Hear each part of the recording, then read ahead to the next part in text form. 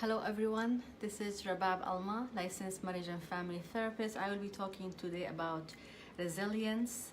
Um, Let me know what you think of this topic. I received a lot of messages from people about different topics, but I think I wanted to pick something that resonates with me, resonates with what's happening around us.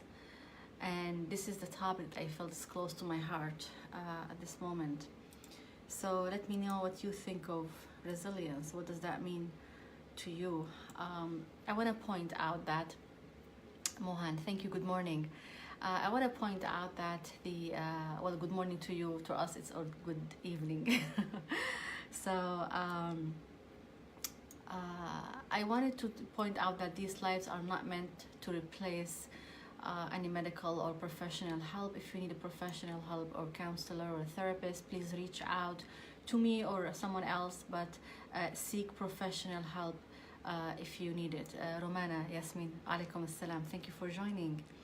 So I will be, while people are joining me, I will be sharing this video with my other pages.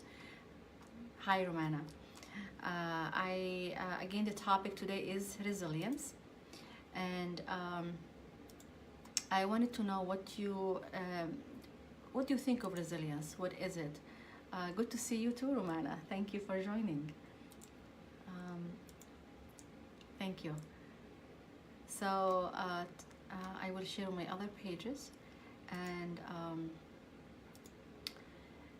I think so. Again, I received several requests for several topics, but I thought this topic in particular is relevant due to what's happening and the events that recently hit in New Zealand and some other places.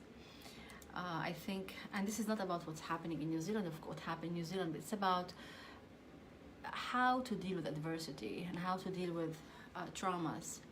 And when we talk about resilience, is it about something that we already have in our character, or is it something that we can develop and train ourselves to have? So I have a couple of notes here that I prepared for this topic for today. And so what is resilience? It's actually the process of adapting well in the face of adversity, in the face of traumas and events that happen in someone's life. It's like loss of a job, loss of a loved one, tragedies like happened in New Zealand, or what happened in September 11, or what happened in earthquakes, or whatever that's happening around us, or what might happen in life, and how people adapt. And I think so a lot of research show that some people really adapt very well and some people don't. So some people get out of these traumas and able to function and go on with their life, but some people can't. So what is the difference, and why these people are able to move on and others can't? And this goes back to the ability to have a grit and to be resilient. And resiliency is not about just something that we decide, it's built in. Actually, it's something that we can acquire throughout our lives.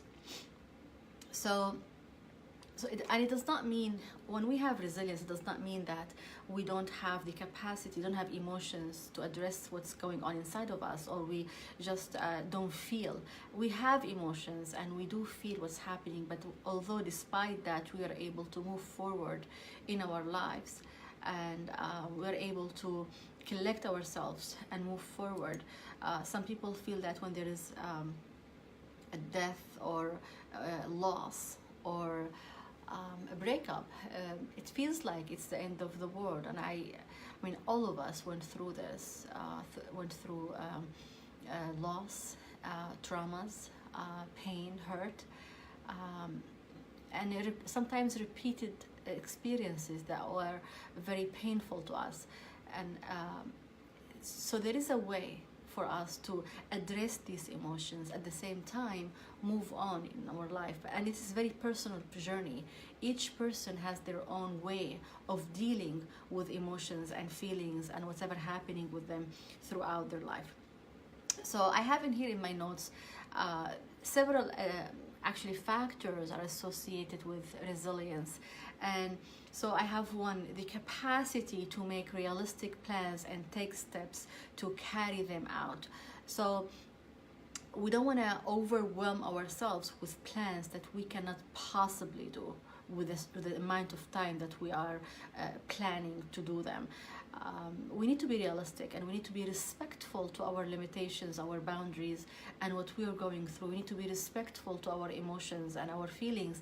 And sometimes, I mean, a plan is not set in stone. We can always tweak and adjust based on what's happening inside of us. And sometimes we think the event or whatever happened is for a certain period of time, and it's taking that toll on us, and then we realize it's way much more deeper, and it's taking much more toll on us, and we need to respect that and address it. The second one is a positive view of yourself and confidence in your strengths and ability. And this is a challenge sometimes for some people, because some people, I mean, we have this imposter syndrome, and I have it sometimes. Like when you doubt your abilities, and you kind of lose that trust that you can go forward with issues and overcome traumas, and we don't believe in our strengths. And what I find it helpful sometimes is when you actually take some time and actually journal and write down what you've been through and what you did to overcome it. We all got through something in life, during school and family affairs, with our partners, or people we were in relationship with, or for instance, a friendship. Sometimes people think that they have certain relationship with certain people, and they realize it's not the way that they thought it was or it is. So this can cause trauma. So how were you able to overcome that? What did you do? Did you overcome it? What did you utilize in order to overcome what's going on in your life? Third, the skills in communication and problem solving, and this can be developed. People sometimes we can learn how to solve problems and how to adapt and how to navigate through a problem. And if we don't, we need to learn it, or ask, or go to a therapist or a counselor to really seek help. There are a lot of books, a lot of trainings about that, but also there are a lot of professional people can help you with this. The capacity to manage strong feelings and impulses, and this is important. How to manage feelings, and what do you do about it? Are you reactive? Do you pause before you react in a certain way when you have certain emotions, when you're charged and you're flooded with emotions?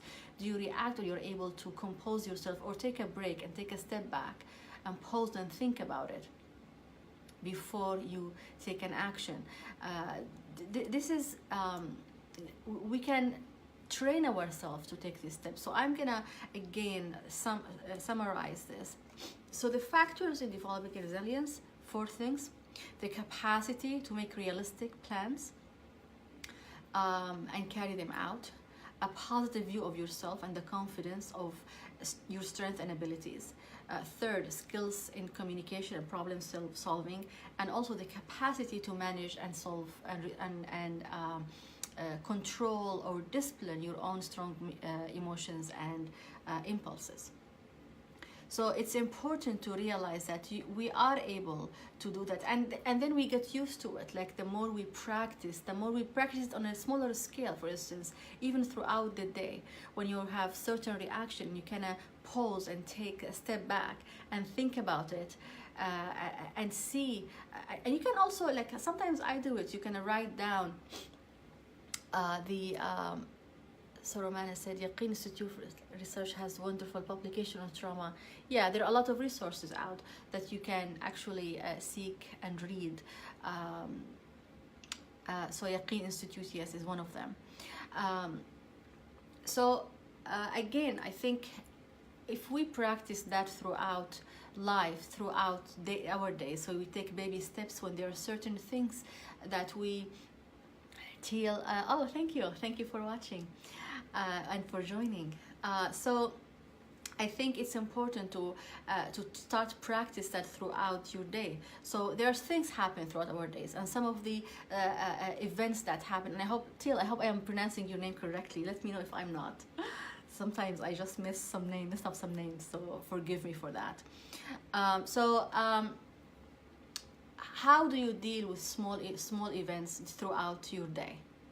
Like when there is something did not happen the way you were you wishing to have, or you have an argument with your spouse, or you have a conflict with a child. It's the way you interact and deal with that and manage it will affect your way of managing emotions and impulses and reactivity. And we know, thank you, Teal, thank you. I think it's kind of, we need to train ourselves. We need to take baby steps, and we need to discipline. We have the discipline to control our emotions. No one else is going to do it for us. It's our own responsibility to actually discipline ourselves, to be disciplined, and to discipline our emotions. We need to have an outlet. When you're flooded with your emotions, what is the first thing you do? Do you have someone that you go to? Do you have certain ritual that you do? Some people have spiritual rituals. Some people go and run. Some people take a deep breath. Some people meditate. Some people pray. Wherever you do, you need to have some ritual that you go and seek and do in order to pause and calm yourself down, and then you can address your emotions in a more intellectual, more like realistic or objective manner. And specifically because when we are flooded with emotions and when we are angry or frustrated, sometimes we say things, some words can really hurt, can be very hurtful. And when we are upset or angry, the hurt and the anger and the words that we say can have a lasting impact on the relationships in your life, in the most important relationships in your life, your spouse, your children, your parents, wherever it is. Romana said, yes, you're right, we have to take the first step to help deal with trauma. Absolutely, yes. So without ignoring emotions, see, we need to address the emotions, and we cannot just pretend they don't exist, because they are there, even if we deny them. So we need to live through the pain in order to overcome it. We technically don't forget. We don't forget. We don't have. You forget. We don't forget only if we have dementia or something. We don't forget, but we need to come to terms, and we need to manage that pain. We need to be able to address it in a healthy manner, without ruining our relationships, and without also affecting our own health. So people deal with trauma and stressful life in different manners.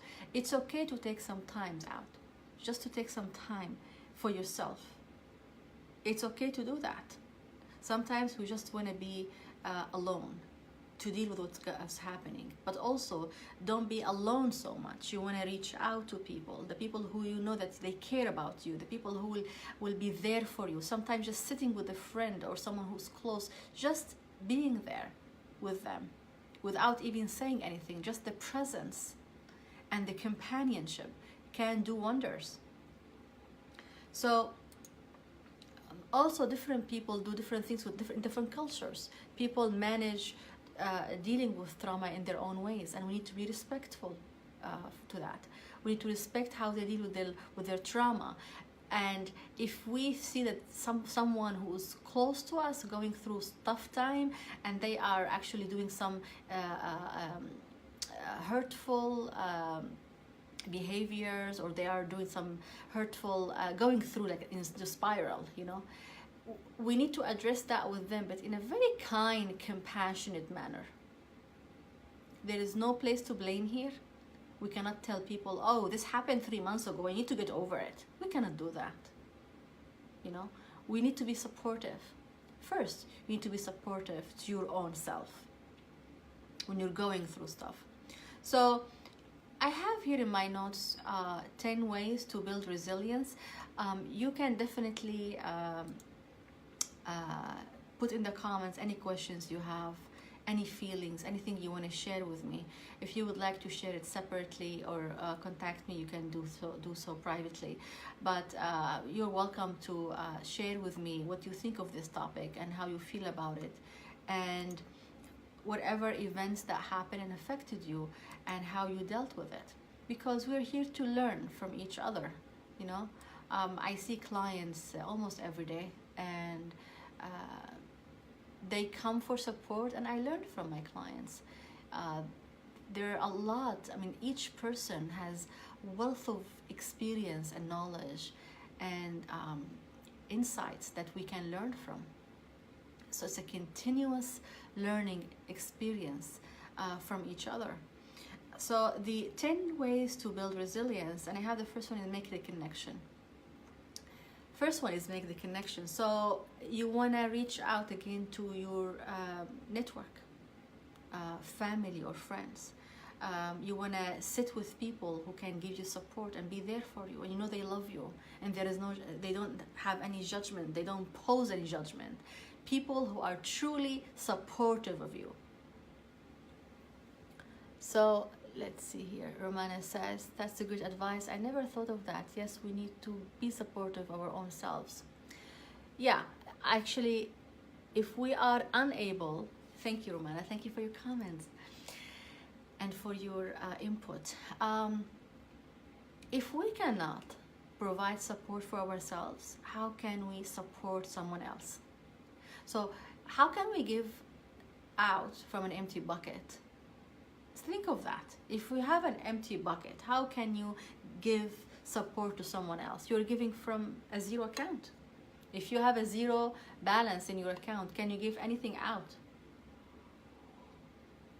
So I think it's important to support ourselves, because our responsibility first towards ourselves. And sometimes we have our priorities mixed. We put everyone else before us. We put our children before us. And I'm a mother. I understand being a mother, being a parent, how important it is, and how we feel towards our children. And we love them, and we put them as a priority. But remember, you need to put your mask first before helping others. So if I am worn down, I am absolutely burned out, how can I provide support to my daughter? I will be irritable, annoyed, anything will tick me off. I will not be able to be patient and have the compassion and the support and the kindness that she wants and she deserves from me. So yes, last night I remember she called me, and she wanted to talk about something, and Teal said, a lot of time people want to get reactions from you and say anything to make you react badly. Yes, that's correct. But then here comes our self-discipline. We don't want to give people power over us or our emotions. People can say whatever, but the decision is always mine. Do I want to react? Do I want to respond or not? And how would I choose to respond? That's my decision. So I cannot tell you, you made me feel that way. I allowed that person to make me feel that way. It's always my decision. And you know, I think it's amazing when we feel that the power is within us. The power is in my hand. My power is in my hand, not in someone else's. That's very empowering. You know? When I say to someone, you made me, then I gave my power away. No, I want my power back. I want to own my own power. So I want to be in control of my feelings and my reactions. And if we think about it, this is extremely empowering, to be in control. I hope I responded to you, Teal. So I was talking about my daughter. She called me, she's at the dorm, and she called me last night and about something, and I told her I'm very exhausted. I had a very long day, and I don't think I will give you an objective opinion. Do you think we can delay that conversation until next day? And she said, yes, that's fine. So she called me today in the morning, and we spoke, And she told me actually, yeah, you said you can't talk last night, but I want to talk about it now. Are you available? I said yes. So it was in the morning. I was rested. I was able to give her a listening, undivided attention, because she deserves undivided attention. You know, each one of us deserves to have undivided attention, to receive that. We deserve that, by the way. And we actually teach people how to treat us. We teach them by setting boundaries and setting limits, specifically with our loved ones. Because it's easier to set boundaries with strangers or people who are distant. But close people, it's difficult because there are emotional investment here. You don't want them to get upset. You don't want, all of this complications sometimes. But I think it's important. It's important to set boundaries and to be able to address and tell them exactly what you can do, and what you cannot do at the moment. And when you're going to do, you do it. Like I didn't tell my daughter, I don't want to talk now, later. No. I said, I will speak with you tomorrow. And she respected it. And we have that interaction between us. Like she would tell me, Mama, I don't have time now, we'll talk later. And I will tell her that, and we respect that. This respect creates a space. A space, your own space. You need that, even specifically with your loved ones. This enmeshment and doing everything all the time, no matter how you feel, that can burn you out, and also can ruin the relationship, because you can do it once, twice, 3 times, and then 4th time, you're gonna explode, or maybe you give like unpleasant response, then you are ruining the relationship. But when you know your limits from the beginning. So 2 weeks ago, so I didn't do live for the last couple of weeks because it was spring break, so I was off teaching of Villanova University. I teach there, and my daughter also was off from her school. So we went on a trip, and I did the mistake. I mean, we wanted to see some show, a concert, and I did not communicate with my daughter that this particular song or event might trigger me. I didn't share that with her, and I was triggered. And my reaction wasn't very pleasant. So I own full responsibility. It was a mistake on my part, but that taught me something. So when I know there is something or I feel certain way, I need to address it. I cannot just brush it under the rug and pretend it doesn't exist, because it's gonna show up. If you're not gonna talk about it, it's gonna show in your demeanors, your energy. The first thing she noticed, she said, Mama, you were happy and engaging all day, but what happened in the evening? You shut down. Do you hear that a lot or frequently? Do you hear it at all from people around you? Do you yourself shut down? We shut down because we are not addressing our emotions. We just shut down. We go into our own cave. So I learned something about myself. And we need to have this open communication with people around that we love. We need to be able to be brave enough to take constructive criticism.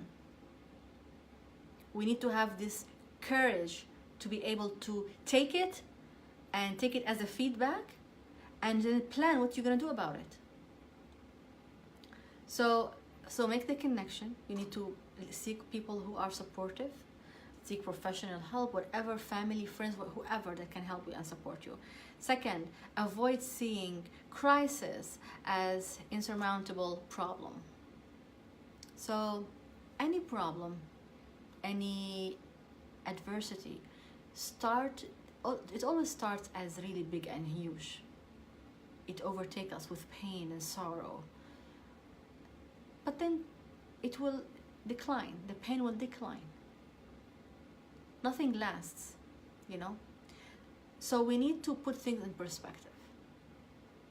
And I know some traumas are very painful, extremely painful. When people lose their loved ones, or when people really go through really, really, really hard time. So I'm not undermining anyone's pain. And we will never understand someone else's pain. We can be supportive, We can walk with them in the journey, but I can never claim that I know I understand your pain. Nabila, thank you for joining and for watching. So we can never claim that we understand someone's pain. At least we are able to join the journey, be supportive, and be there.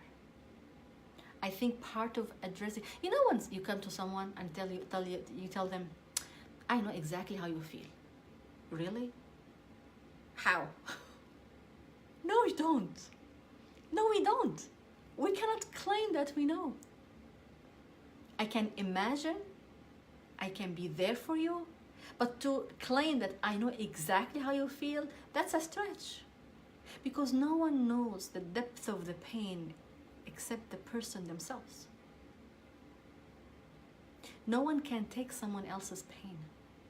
That's very personal, very, very unique, and very deep.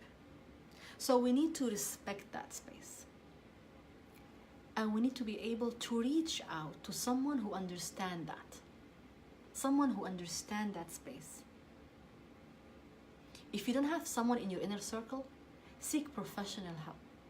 Therapists provide that safe environment for people to come without judgment, safe place to express feelings. Everyone needs that, including, of course, therapists. I have my own therapist. We all need that space. We need to put problems in perspective. Like, for instance, when I was laid off in 2016, and I did mention that before, 2016 was year of endings for me. Like, I was laid off of my pharmaceutical job, and I was doing my therapy job as a part-time. I ended a very, it's not I ended, it ended a very valuable friendship to me, and it was extremely painful.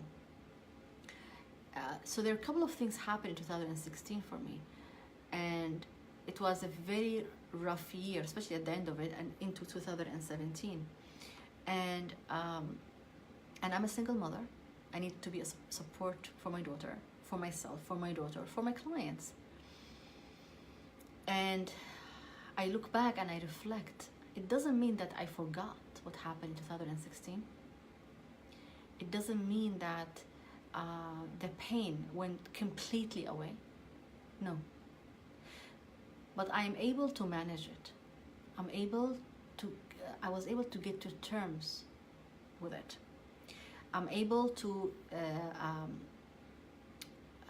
think about it within perspective.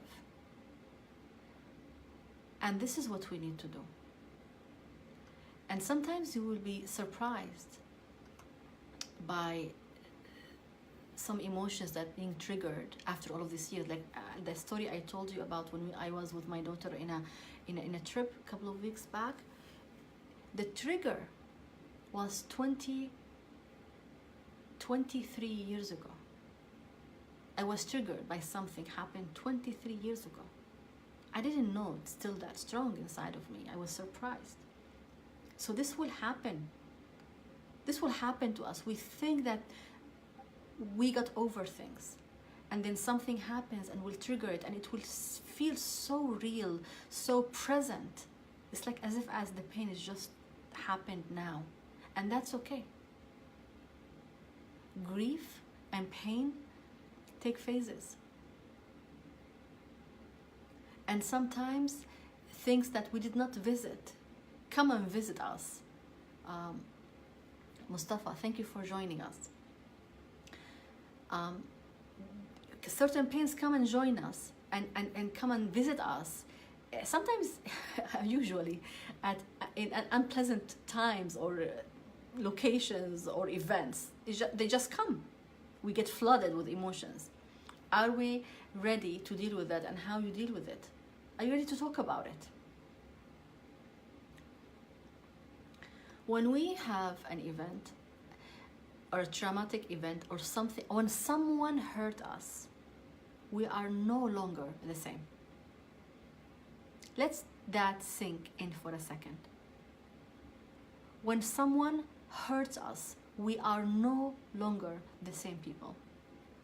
When a traumatic event happens in our life, we are no longer the same people. We've changed. And we need to accept that. We need to accept that this phase of my life requires change. Anything happens in our life, even the positive and pleasant events, change us. They change us, and we need to accept that. Are we prepared for the change? Move toward your goal. This is another step. So you need to have a set of goals. So whenever something happens and trauma happens and this deviates you from the path of your goals, it's okay. You can take a break and take care of that and step back and take a step back and take a break and think about it, process it. But then you focus on the goals. For instance, if you are grieving or something is happening in your life, take some time to process these feelings, but don't spend the whole day processing. Take an hour or two. If you need to cry, go ahead. If you need to journal, that's important. Exercise, which is something I need to work on. Exercise. Reach out to a therapist. Do whatever you need to do, but don't do that for the whole day. Then distract yourself and focus on your goals. What do you want to do in your life? Are you planning to do a project? Are you working on studying or a degree or whatever it is? Then distract yourself doing that. Focus on that. Take decisive actions, and this can be difficult for some people, especially when it comes to emotions. Like for instance, you are in a relationship and you know that this is not going to work, okay? Intellectually, it's not going to work, okay? I need to end this and this has to stop. But then emotions come in the way. Someone decided, okay, I'm gonna get a divorce. Okay, this is not working for me. I need to get out of this relationship. But there are emotions, and they need to be addressed. And sometimes we need to focus on the end result, like what happens after that decision and how to deal and work through these emotions and feelings. Do you have a plan? Do you have a support system?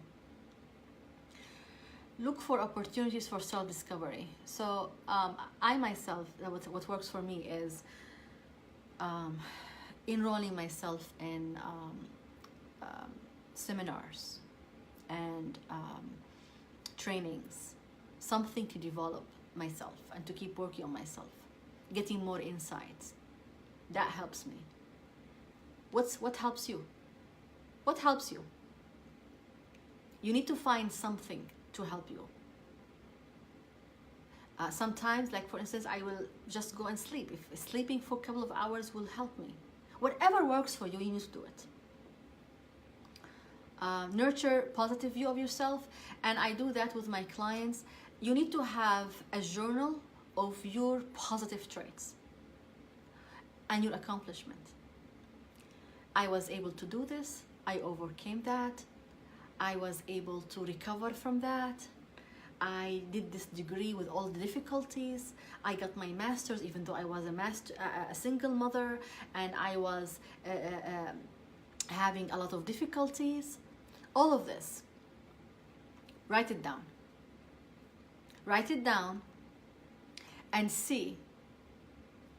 Pull it when you feel down. And read it. Go over it. You are that person. You're that person who did all of this. You did. Each one of us did some achievement in our lives. We did something. We did something extraordinary. But we do not give ourselves enough credit. Think about it and write this journal down. Write down what you've achieved. I think I'm unable to read all the comments. Susan, this is a great information using that. What helps you. Thank you, Susan. Thank you for your input. So another thing to do is keep things in perspective. Sometimes we tend to go really on a spiral of negativity. I cannot do this. I'm gonna fail. I'm gonna be homeless. Whatever. You go all the way. to the end. We need to put things in perspective to help ourselves overcome what we're going through. How can we make sense of death? This is a tough one. Would we know that each person has a time on this earth, and we will not change it one bit? And sometimes we need to surrender. We just need to surrender.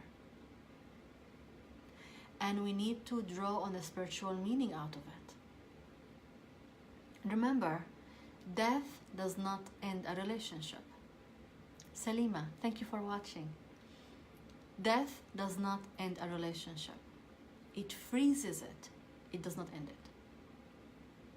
A person who died still can affect you. Still can influence you. The memories, the interactions, the emotional attachment. So you need to work through this. Maintain a helpful outlook. So an optimistic outlook will help us expect good things, looking at the full side of the cup, if you will.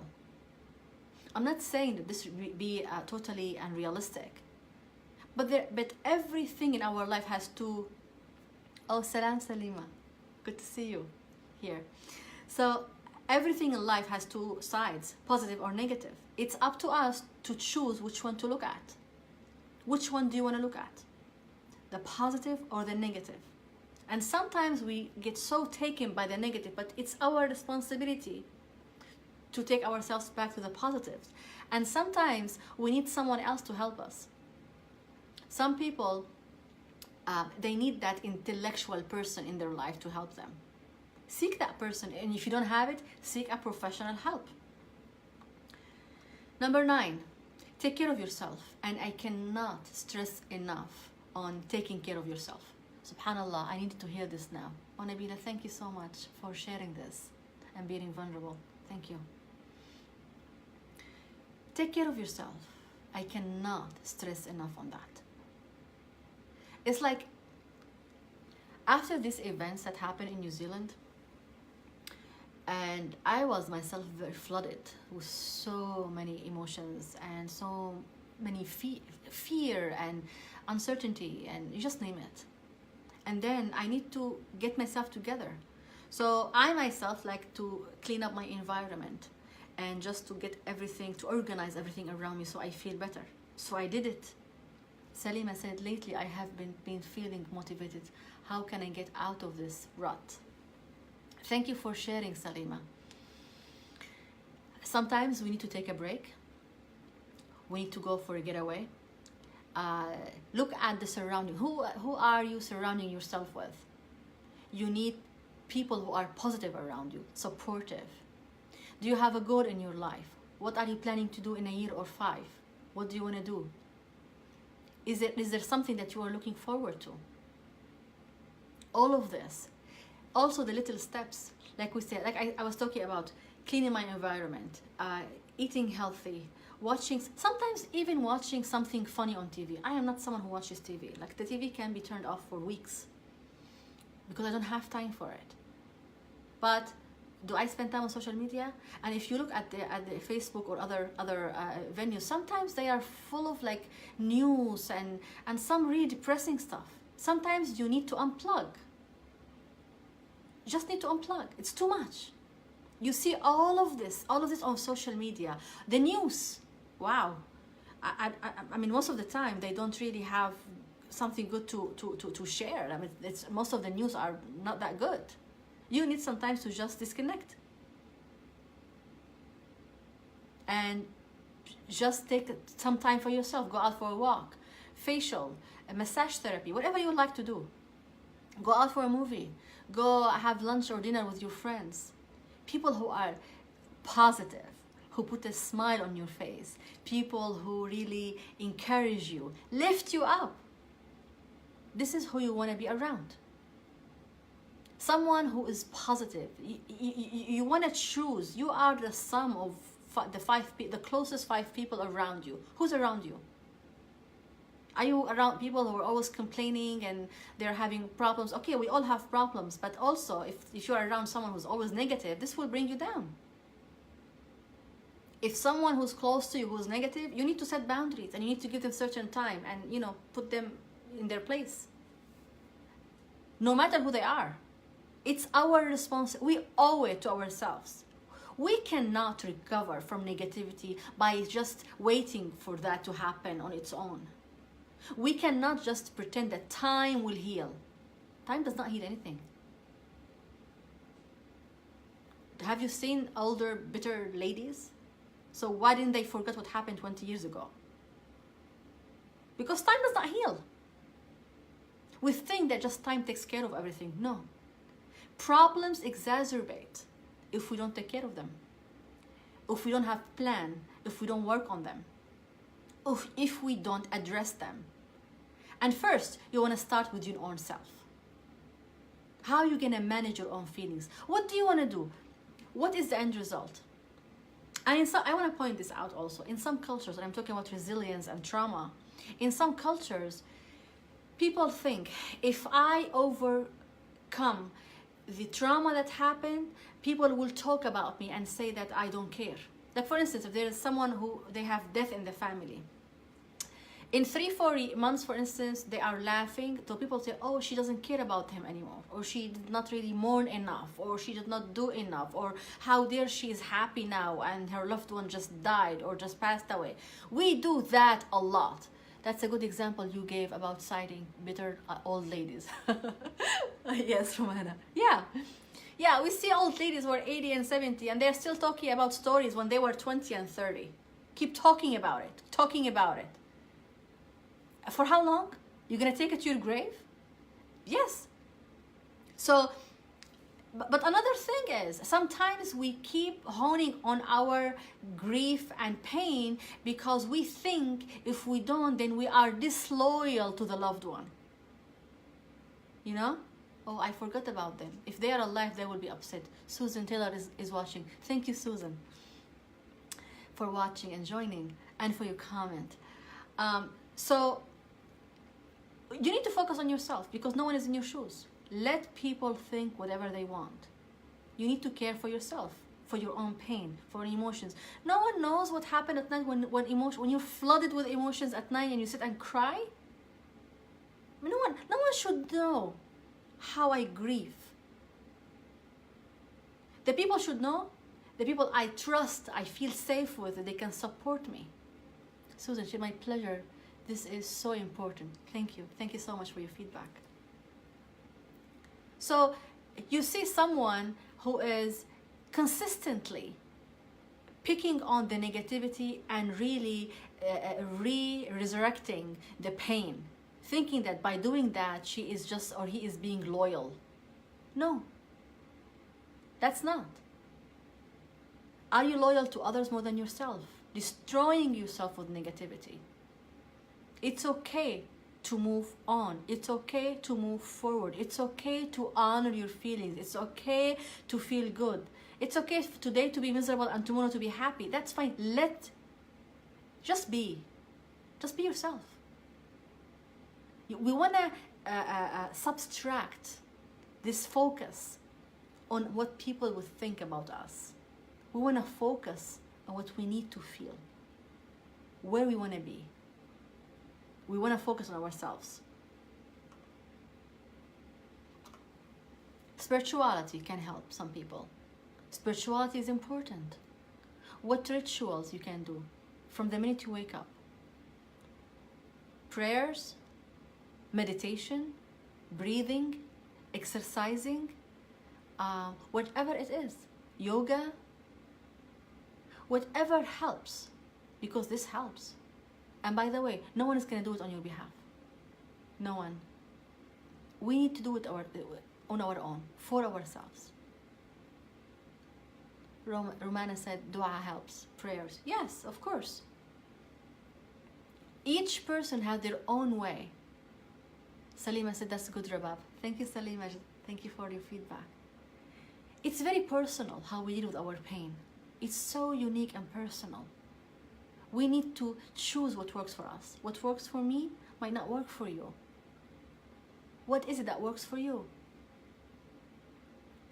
If you feel that, I don't know, I'm not sure, that's fine. You're not sure at the moment. Why don't you go over the inventory of the event that happened in your life? How did you cope? You did something, because now you are in a better place than when you were like 10 years ago when you had that trauma. What did you do? Who helped you? How did you get over it? Can you use that again and add to it? So resilience, it is something that we can acquire and build within ourselves. We cannot just say, oh, you are strong, you can handle it, I am not. You know, words matter. Words matter. And when we keep giving our brains negative messages, our brain will adapt them and will act accordingly. Selma Jabbar is watching. Thank you, Selma, for watching. So when we are sending negative messages to our brain will adapt that and will act accordingly. How do you want your brain to function? It's our responsibility to rewire our brain. We need to rewire our brain to function to the best of its ability. That requires hard work, yes, but you don't have to do it alone. You don't have to be alone in all of this. You need to seek support. Why would you go through pain and struggle alone? You have friends, a therapist, someone around you that can help you. So there are certain parts that you need to do on your own, but also there is a certain part that you can seek help and support from others. Can you give yourself permission to seek help and support? Can you give yourself this permission? Can you allow yourself to feel better by seeking help? How about if you go ahead and journal down all your strengths and your achievements throughout your life? Selma said that's right. Thank you. Yes. Write down what great things you did in your life. And I am sure you did something, and a lot of things, but we forget. We don't give ourselves credit.